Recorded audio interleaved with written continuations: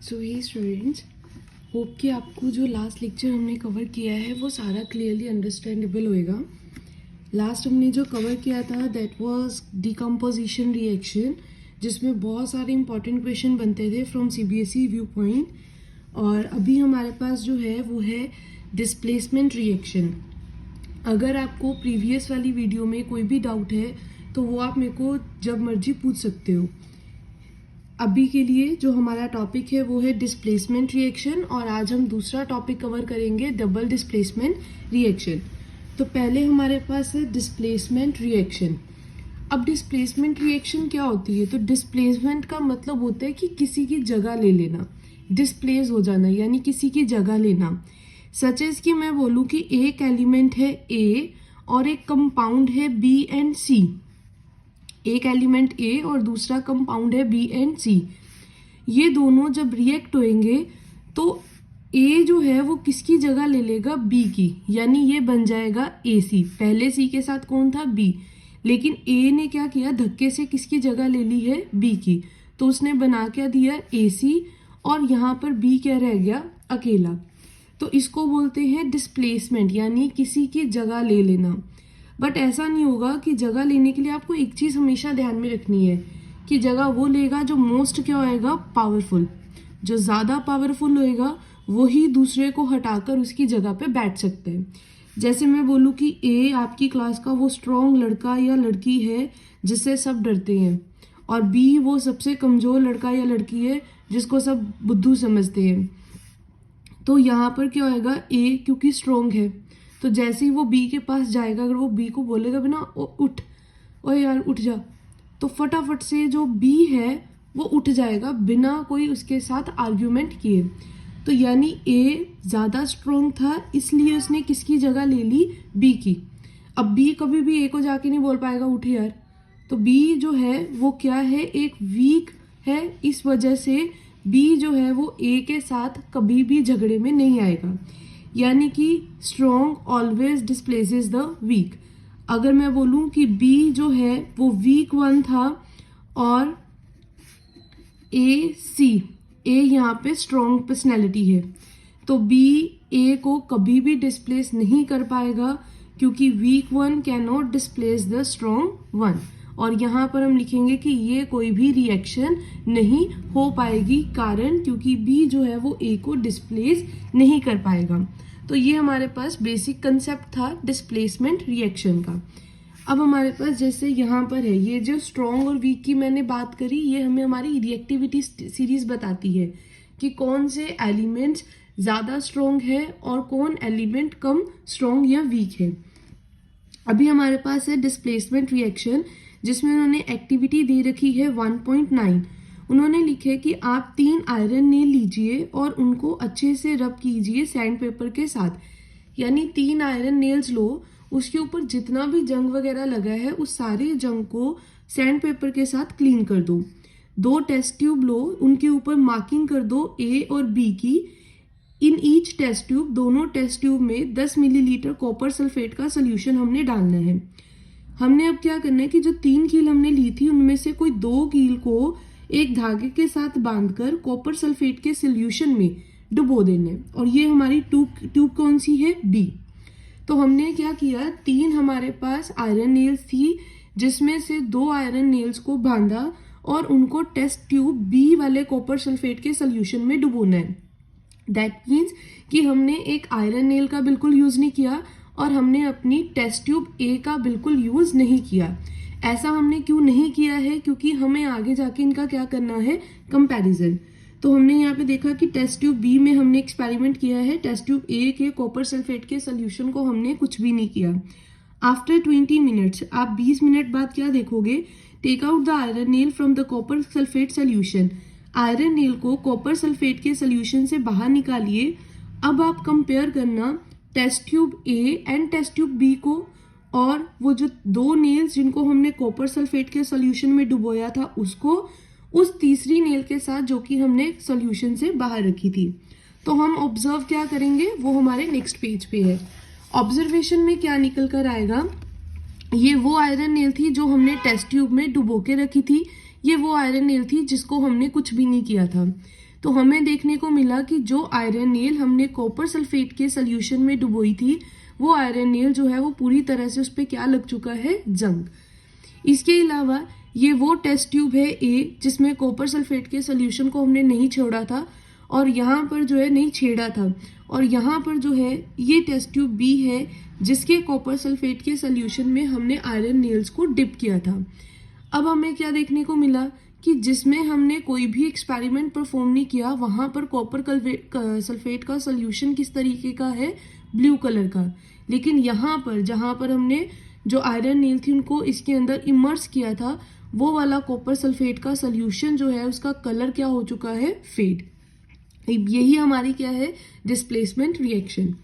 Y does the iron nail become the brownish, iron nail brownish क्यों हुई और copper sulphate का solution जो है वो फेड क्यों हो गया, कलर उसका क्यों फेड हुआ। अगर हम इसकी केमिकल रिएक्शन लिखें तो केमिकल रिएक्शन देखिए क्या होएगी। हमने आयरन लिया था तो आयरन हमारा Fe, फिर हमने लिया कॉपर सल्फेट यानी CuSO4। कॉपर सल्फेट का सोल्यूशन लिया इसलिए ये कैसी फॉर्म में है, एक्वस फॉर्म में। आयरन नील हमारे पास कैसी है, सॉलिड फॉर्म में। तो Fe जो कि सॉलिड फॉर्म में यानी आयरन और कॉपर सल्फेट का सोल्यूशन लिया। अब अगर आप रिएक्टिविटी सीरीज में जाओ तो रिएक्टिविटी सीरीज में हम देखते हैं कि iron is more reactive then the copper. Iron जो है वो कॉपर से ज़्यादा रिएक्टिव है, इस वजह से आयरन किसकी जगह ले लेगा, कॉपर की, और बना क्या देगा, FeSO4। FeSO4 मतलब आयरन सल्फेट। और जो वीक वाला था यानी जो कम रिएक्टिव था वो क्या रह गया, अकेला, यानी कि कॉपर जो है वो साइड पे हो गया। तो ये रिएक्शन कैसी है, डिस्प्लेसमेंट। क्यों, क्योंकि इसने यहाँ पर मोर रिएक्टिव एलिमेंट ने लेस रिएक्टिव एलिमेंट को क्या कर दिया है, डिस्प्लेस। इन दिस रिएक्शन, इस रिएक्शन में आयरन हैज डिस्प्लेस्ड और removed the another element. Iron ने दूसरे एलिमेंट को रिमूव कर दिया जो कि कॉपर था। किसमें से रिमूव कर दिया, from copper sulphate solution. And this reaction is known as displacement reaction. और ये रिएक्शन क्या है, डिस्प्लेसमेंट। हमारे लिए यहाँ पर एक तो इम्पॉर्टेंट क्वेश्चन बनता है कि what is displacement reaction. Secondly ये एक्टिविटी बहुत इंपॉर्टेंट है, इसमें से डायरेक्ट क्वेश्चन भी आपके पास आ सकता है। इसके अलावा उन्होंने और भी बहुत सारी डिस्प्लेसमेंट रिएक्शन की एग्जाम्पल दे रखी हैं, जैसे कि जिंक की दे रखी है कि जिंक और कॉपर सल्फेट को अगर हम लेते हैं, रिएक्ट करवाते हैं, तो जिंक जो है वो कॉपर से ज़्यादा रिएक्टिव होने की वजह से जिंक जो है वो कॉपर को रिमूव करके उसकी जगह पे खुद बैठ जाएगा और बनाएगा क्या, जिंक सल्फेट, और कॉपर अकेला रह जाएगा। इसी तरीके से लेड का भी एग्जाम्पल है, लेड और यहाँ पर है copper chloride. Lead is more reactive than copper, इस वजह से लेड जो है वो किसकी जगह ले लेगा, कॉपर की, और बना क्या देगा, PbCl2 यानी कि लेड क्लोराइड, और कॉपर यहाँ पर क्या रह जाएगा अकेला। Zinc and lead are more reactive elements than the copper, इस वजह से उन्होंने क्या किया है, यहाँ पर इसको डिस्प्लेस। तो ये हमारा छोटा सा टॉपिक था किसके रिलेटेड, डिस्प्लेसमेंट रिएक्शन का। होपफुली कि ये आपको क्लियर होगा। अब हम इसके साथ ही डबल डिस्प्लेसमेंट को भी कवर करेंगे। देखो डिस्प्लेसमेंट में क्या था कि एक स्ट्रॉन्ग वाला एलिमेंट वीक एलिमेंट को डिस्प्लेस करेगा। अब अगर मेरे को डबल डिस्प्लेसमेंट करनी है, देखो डिस्प्लेसमेंट है तो रिमूव तो यहाँ पर ज़रूर होएगी ना, एलिमेंट्स को रिमूव किया जाएगा, लेकिन इसमें डबल है तो दो एलिमेंट्स रिमूव होंगे। जैसे AB एक कंपाउंड है, ये रिएक्ट कर रहा है CD कंपाउंड के साथ, और हमें मिलेगा क्या इसे, AB एक कंपाउंड है, CD एक अलग कंपाउंड है। A is more reactive then C, यानी हम ये बोल सकते कि A कह रहा है कि तू C को बोल रहा है कि तू यहाँ से उठ, तेरी जगह मैं लूंगा।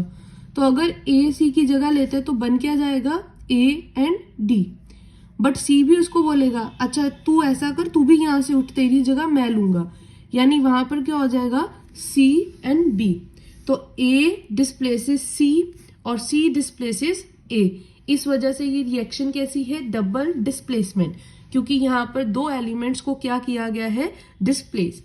A ने किसकी जगह ली, C की, CD की जगह पर क्या बन गया, AD। C ने किसकी जगह ली, A की, AB की जगह पर हमारे पास क्या बन गया, CB। ये रिएक्शन हमारी कैसी है, डबल डिस्प्लेसमेंट रिएक्शन। A ने किस, A B था और CD, ए ने जगह ली सी की तो बन गया AD, सी ने जगह ले ली ए की तो बन गया CV। यानी रिएक्शन कैसी होगी हमारे पास, डबल डिस्प्लेसमेंट रिएक्शन। इसकी एक्टिविटी हमें दे रखी है, take about 3 millilitre of sodium sulphate solution in a test tube. हमें एक टेस्ट ट्यूब में क्या लेना है, सोडियम सल्फेट का सोल्यूशन लेना है, कितना, 3 millilitre. In another test tube, एक और टेस्ट ट्यूब लो, उसमें 3 मिलीलीटर ऑफ बैरियम क्लोराइड का सोल्यूशन लो। ये जो टेस्ट ट्यूब है इसमें कौन सा सोल्यूशन है, सोडियम सल्फेट। इस टेस्ट ट्यूब में कौन सा सोल्यूशन है, बैरियम क्लोराइड का। दोनों सोल्यूशंस को हमें मिक्स करना है और उसके बाद हम क्या नोटिस करेंगे, you will observe that white substance which is insoluble in water. अब हमारे पास यहाँ पर एक वर्ड आता है इनसॉल्यूबल, तो हमें इसका मीनिंग देखना है कि इनसॉल्यूबल का मतलब क्या है। देखो, सॉल्यूबल मतलब जो चीज़ ना पूरी तरीके से पानी में घुल जाए। जैसे हम पानी में नमक डालते हैं तो नमक पूरी तरीके से घुल जाता है और हमें उसके पार्टिकल्स नज़र नहीं आते। बट जब हम पानी में सैंड डालते हैं तो वो सैंड ना पूरी तरीके से सॉल्यूबल, घुलती नहीं है पानी में। होता क्या है कि कुछ देर के बाद ये जो सैंड है ये पानी के सरफेस पे या लास्ट पे गिलास के सरफेस पे जाकर क्या हो जाती है, बैठ जाती है। यानी सैंड जो है वो पानी में घुलती नहीं है, इस वजह से ये कैसी है, इनसॉल्यूबल। तो यहाँ पर उन्होंने यही बताया कि जब हम इन दोनों सॉल्यूशंस को मिक्स करेंगे तो हमें एक वाइट सब्सटेंस मिलेगा जो कि पानी में सॉल्यूबल नहीं होएगा। ये वाइट सब्सटेंस जो कि इनसॉल्यूबल है इसको क्या बोलते हैं, प्रेसिपिटेट। अगेन एक इम्पॉर्टेंट वर्ड है प्रेसिपिटेट। क्या होता है, तो प्रेसिपिटेट हम उसको बोलते हैं कि जब कोई चीज़ सॉल्यूबल ना हो पानी में तो वो पानी के सरफेस पे नीचे जाकर जो है वो बैठ जाती है, सेटल डाउन हो जाती है। और जो भी चीज़ें सेटल डाउन होती है उनको हम क्या बोलते हैं, प्रेसिपिटेट। तो इनसॉल्यूबल सब्सटेंस जो भी वहाँ पे बना था उसको हम क्या बोलते हैं, precipitate. Any reaction that produces the precipitate can called a precipitation reaction. एक इंपॉर्टेंट वर्ड बना, व्हाट इज प्रेसिपिटेशन रिएक्शन। तो कोई भी रिएक्शन जहाँ पर कुछ प्रेसिपिटेट्स फॉर्म होते हैं उन रिएक्शंस को हम क्या बोलते हैं, प्रेसिपिटेशन रिएक्शन। अब हमारे पास ये इसकी डबल डिस्प्लेसमेंट की रिएक्शन दी है। हमने लिया था एक सोडियम सल्फेट, सोडियम सल्फेट मतलब Na2SO4, सोडियम सल्फेट लिया और साथ में हमने क्या लिया था, बैरियम क्लोराइड BaCl2। इससे हमें मिला क्या, इससे क्या होगा कि सोडियम जो है वो किसकी जगह ले लेगा, बैरियम की। तो बैरियम क्लोराइड की जगह यहाँ पे क्या बन जाएगा, सोडियम क्लोराइड। और जो बैरियम था वो किसकी जगह ले लेगा, सोडियम की, और वो क्या बना देगा, बैरियम सल्फेट BaSO4। NaSO4 और BaCl था। यहाँ पर सोडियम सल्फेट और बैरियम क्लोराइड की बात हो रही थी। सोडियम ने बैरियम की जगह ली तो बना दिया क्या, सोडियम क्लोराइड। इसके बाद जो बैरियम था इसने Na की जगह ली तो बना क्या दिया, बैरियम सल्फेट। अब यहाँ पर दो एलिमेंट्स ने अपनी पोजीशन को रिमूव करके या डिस्प्लेस किया है तो हमने यहाँ पे इसको नेम क्या देना है, डबल डिस्प्लेसमेंट रिएक्शन। रिएक्शंस आपको सारी ही याद रखनी है अच्छे से। इसके बाद आता है व्हाट कॉजेज दिस, इससे हुआ क्या। The white precipitates of BaSO4 is formed by the reactions of SO4 2- ions and Ba।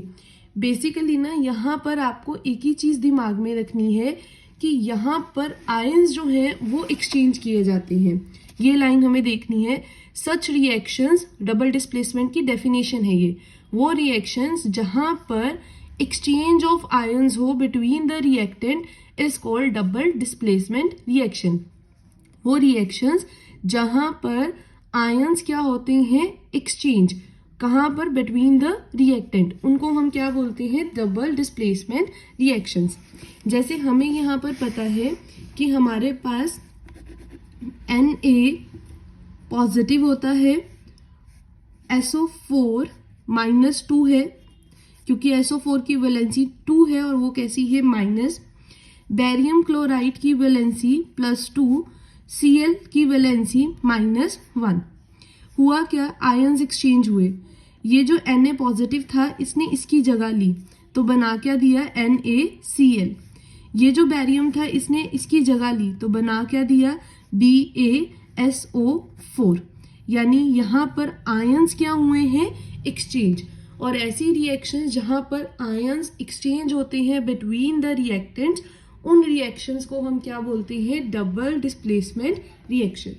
तो यहाँ पर हमारा डबल डिस्प्लेसमेंट का रिएक्शन जो टॉपिक था वो खत्म होता है। थोड़ा सा टॉपिक और रह गया इस चैप्टर में, वो भी हम एक आधी वीडियो में कंप्लीट कर लेंगे। अगर आपको यहाँ तक कोई भी डाउट हो तो आप मेरे से इसके डाउट्स जब मर्जी ले सकते हो, बट इसको प्लीज़ यहाँ तक कवर करके रखिएगा। इन केस एनी डाउट हो तो ज़रूर मेरे को बताना।